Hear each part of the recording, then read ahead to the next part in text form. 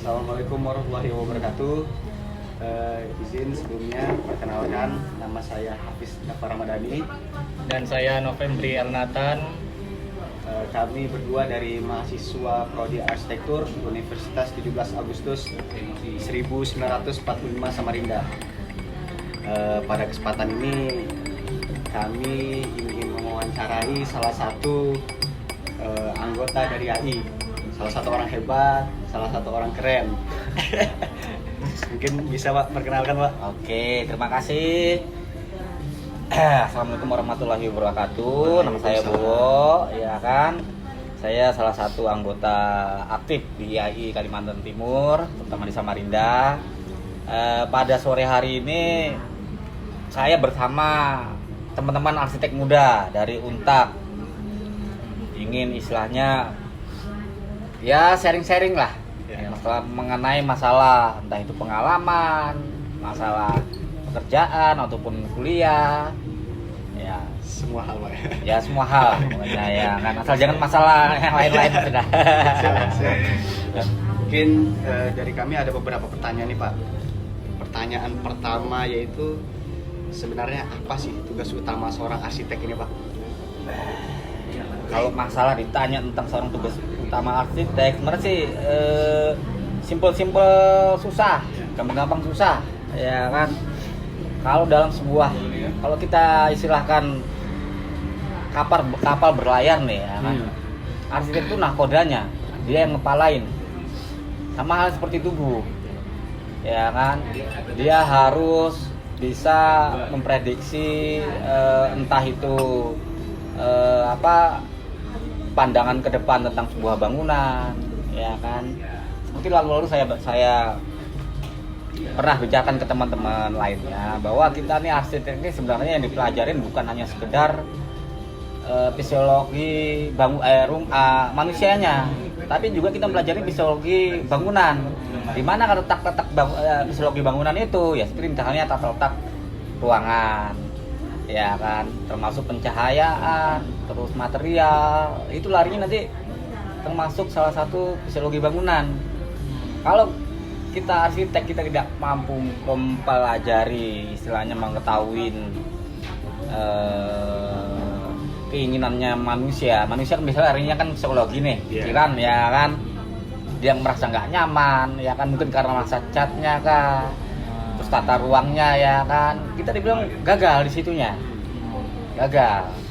Jadi ya secara nggak langsung sih ya banyak sih aspek, ya, tapi lebih utama ya tuh psikologi bangunan. Psikologi bangunan nanti luas, macam-macam larinya.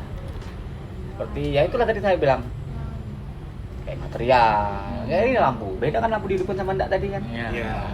Ya kan, ini warnanya putih juga beda juga sama kondisi kita. Betul. Nah ini saya langsung sebenarnya ya kalau kita bilang sih salah satu bentuk arsitektural juga. Di mata kuliah kan dipelajari juga tuh warna, ya kan, pencahayaan, ya kan, terus udara, ya kan, sirkulasi, ya kan. Nah kita pelajarin bagaimana kita mendesain sebuah bangunan agar manusia yang beraktivitas di dalamnya itu merasa nyaman. Ya, kalau orang sudah merasa nyaman, baru bisa bilang bahwa apa yang kita desain itu sudah berhasil. Ya. Sama itu Pak, mungkin saya masih itu mempertanyakan aja, output kalau kita jadi anggota IAI itu apa aja sih Pak? Banyak lah. Sekarang ini ya urutannya begini. Pertama adalah menjadi anggota IAI dulu lah, ya kan. Itu ada beberapa istilahnya kayak orang baru daftar tuh ada seminar dulu, ya kan. Kemudian dia ada tingkatan levelan. Mungkin kalau di kontraktor dunia konsultan paham, SKA itu kan paham. Kalau untuk arsitek yang mengeluarkan tuh IAI, ya kan. Tapi tunggu dulu, itu salah satunya aja. Ya kan, setelah kalian daftar jadi anggota, terus ikut program-programnya, ya kan, nanti kita ada namanya mengumpulkan KUM itu setelah kegiatan IAI, ya toh, itu ada KUM-nya, nilainya gitu, itu dikumpulkan, ya. Nah dia itu nanti setelah daftar kita ada namanya itu STRA, surat tanda register arsitek. Ya istilahnya itu dokter lah. Kayak ada itu bisa kita pasang iklan ini itu. Ya, dia ada 3 tahapan. Iya, banyak nanti itu. Nah terakhir itu yang itu nanti salah satunya adalah pembentukan SKA. Sekarang kan SKK namanya kan. Itu ada jenjangannya juga kan? Ada kalau masih muda mungkin 5 tahun atau 6 tahun ke bawah. Nah dia 5 tahun ke atas. Kalau yang utama bisa sampai 20 tahun ke atas dia. Pengalaman yang dihitung pengalaman bukan dari lulusnya. Pengalaman di dunia pekerjaan ya? Iya. Misalkan 1 tahun ini ngerjakan selama 3 bulan, ya itu dihitung 3 bulan itu. Tapi kalau kita belum dilulus, pekerjaan kita yang kita kerjakan sebelum lulus tuh dihitung, Pak? Dihitung Masukkan aja. Oh, bisa jadi masukan. Tapi harus dilampirkan desain-desainnya. Ya, portofolio kan, misalkan berarti. tahun berapa ya kan. Lagi baru-baru itu ya kan. Gitu aja banyak sih keuntungannya. Karena yang membawahin tenaga profesional arsitek itu ya di IAI, termasuk nanti yang diakui pemerintahan tuh untuk kegiatan tender itu ya surat dari IAI perangannya. Kalau menghadapi misalnya ada pekerjaan bangunan nih, proses-proses tahapan-tahapannya itu apa aja sih, Pak? Proses tahapan Ya, yang harus perancangan kita arsitekturnya, ya sama lah halnya kita istilahnya kuliah lah, dikasih tugas sama dosen. Iya, Pak. Bikin ini misalkan hotel, ya kan. Nah, pertama yang kita lakukan adalah survei tempat dulu, ya kan. Ini berapa luasan tanahnya, tuh. Dan kedua itu adalah kita mempelajari terus menghitung kebutuhan ruang, ya kan. Misalkan sebuah hotel bintang kelas 1 kebutuhan ruang kita pelajarin dulu untuk masuk sebuah, kan hotel ini kan dia macam-macam kelasnya nih. Iya, Pak. Dan dalam setiap kelas itu dia berbeda-beda kebutuhan ruangnya. Nggak usah hotel kayak rumah sakit, ada tipe A, B, C, ya kan. Kita perhatikan dulu kebutuhan ruangannya yang mencukupi, misalkan untuk tipe C apa aja. Misalkan harus ada ruang operasi berapa jumlah buahnya, ya kan. Kita pelajarin dulu kebutuhan ruangnya. Ya kan, pertama adalah survei set lokasi, kedua kebutuhan ruang. Itu sudah dapat, ya kan, baru kita menyeket, membuat prarancang desain itu berbentuk denah dulu. Di denah itu kita itu biasanya, nah kalau dalam perkuliahan kan diajarkan tuh mana nih area publik, service, privat, itu kita bedakan semua. Iya, Pak, benar, Pak. Ya, satu-satu. Misalkan nih area ini resepsionis. Resepsionis kan juga di dalam area resepsionis itu kan ada juga public service, area privatnya kan ada juga dia. Iya, Pak.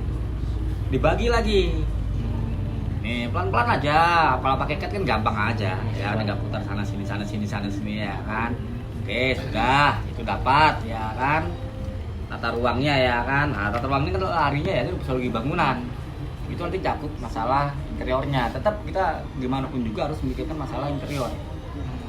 Seperti misalkan halnya nantinya ini bagusnya nih pakai warna apa mebelnya. Itu kan juga memikirkan karena cat juga interior sudah larinya kan. Iya, Pak. Mengaruh rumah sakit nih warnanya apa bagusnya, ini warnanya apa, lantai ini bagusnya apa, terus untuk bagian resepsionis atau area entrance terbuka itu untuk menarik orang itu juga bikin ke situ juga. Iya, Pak. Ya kan, termasuk set plan tanaman-tanaman layoutnya ya kan, termasuk ke situ juga. Kalau aku cerita detail gini kalian pusing nanti. Banyak jadinya. Iya, Selain satu-satu dulu pokoknya tahapnya itu survei. Ya kan, terus kedua apa tadi itu ya? Lupa aku kan. Survei. Kebutuhan ruang tadi Iya, juga. iya. Konsep, Pak. Perencanaan. Apa tadi aku lupa. Tadi ada Panjang lah itu. Ya, itulah intinya. Ya udah, habis itu sudah. Besar aja, Pak. Nanti keempat, ya kan kalau kita merancang sebuah gedung, apalagi sampai ya istilahnya itu pengguna bangunannya itu orang banyak lah. Kita kan nggak bisa satu tim aja. Iya, Pak. Di situ ada tim sipil, tim mekanikal, termasuk apa topografi semua itu juga masuk semua. Include, Pak, ya? Iya, makanya kemarin ada temen kalian yang adik tingkat tuh tanya pengalaman terus desain yang istilahnya yang berkesan apa? Saya bilang semua desain berkesan. Iya.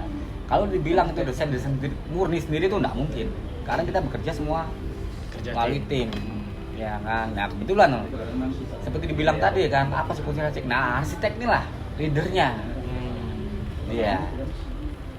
Leadernya itu apa? Karena kita yang menentukan tata ruang, sirkulasi ruang apa, ya kan termasuk kolom, besaran kolom, arsitek yang menentukan.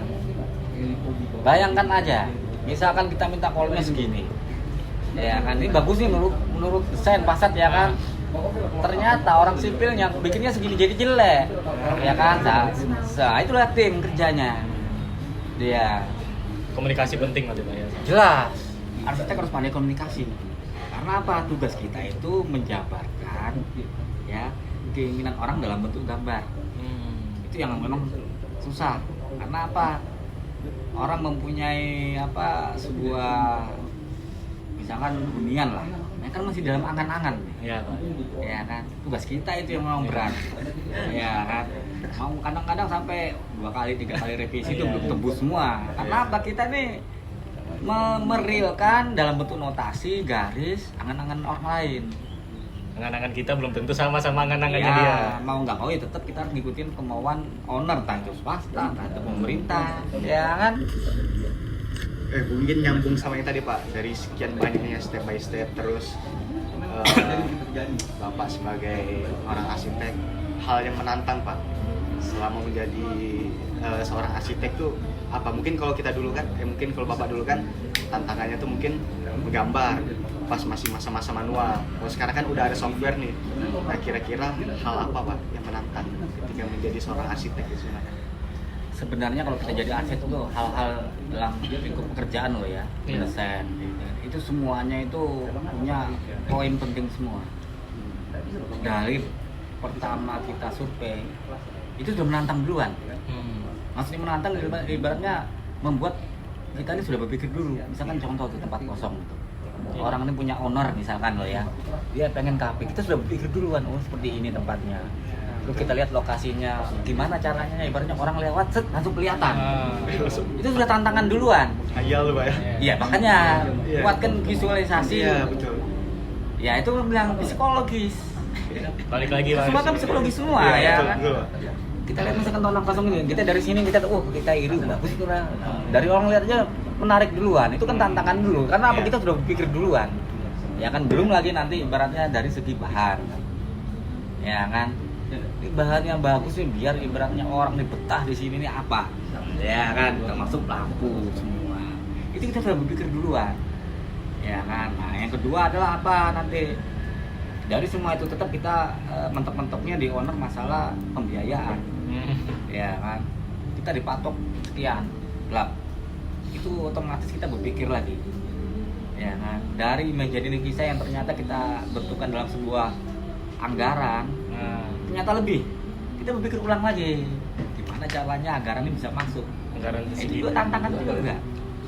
Ya kan, ibaratnya istilahnya biar otak kita nih dipaksa bekerja, ya kan, berdasarkan daya hayalnya pertama orang lain, terus daya hayal kita sendiri. Ya itulah tantangannya. Gimana biasanya arsitek gimana caranya kita nih menerapkan daya image visualisasinya orang dalam bentuk hayalan loh ya. Ya kan? Itu ke dalam bentuk notasi-notasi. Entah itu apa gambar denah, potongan, ya kan? Itu dalam bentuk itu. Nanti setelah jadi itu selesai, balik lagi nanti kita dalam hal pembangunannya. Kadang-kadang banyaknya arsitek kecewa tuh apa? Tidak sesuai dengan apa yang diterapkan. Alasan utamanya biasanya apa? Tenaganya yang tidak mumpuni. Itu pertama. Kedua apa? Material yang tidak tersedia. Kebanyakan kendalanya tuh di situ. Mereka. Makanya kita arsitek ini jangan juga lah mendesain tuh yang seenak kita sendiri. Ini bagus desain kita, pas dikasih ke tukang kayak apa caranya? Nah, kita tahunya cuma gini-gini aja. Kita juga nggak bisa ya, secara nggak langsung kita juga beralih mendesain kita juga harus bisa ngasih tahu ini gimana sih caranya. Metode di lapangannya seperti apa gitu Pak ya? Bahasa teknisnya, metodenya ke tukang. Kalau kita aja nggak paham gimana tukang? Iya. Mungkin terima kasih banyak Pak. Banyak sudah ilmu yang disampaikan sama Daging Pak semua Bowo ini, daging semua. asli, daging. Ya mungkin cukup sekian Pak. Terima kasih sudah meluangkan waktunya. Belum apa ada yang mau sampaikan? Udah cukup aja. Cukup ya sudah. Terima kasih banyak Pak. Oke, sama-sama. Pesan saya pribadi ya, tetap semangat dan semoga Siap. selalu sukses saja. Amin. Ya. Bapak juga kedepannya gitu terus. Iya. sama kita. Amin. Banyak terus proyeknya Pak. Amin. Oke, assalamualaikum warahmatullahi wabarakatuh. Waalaikumsalam.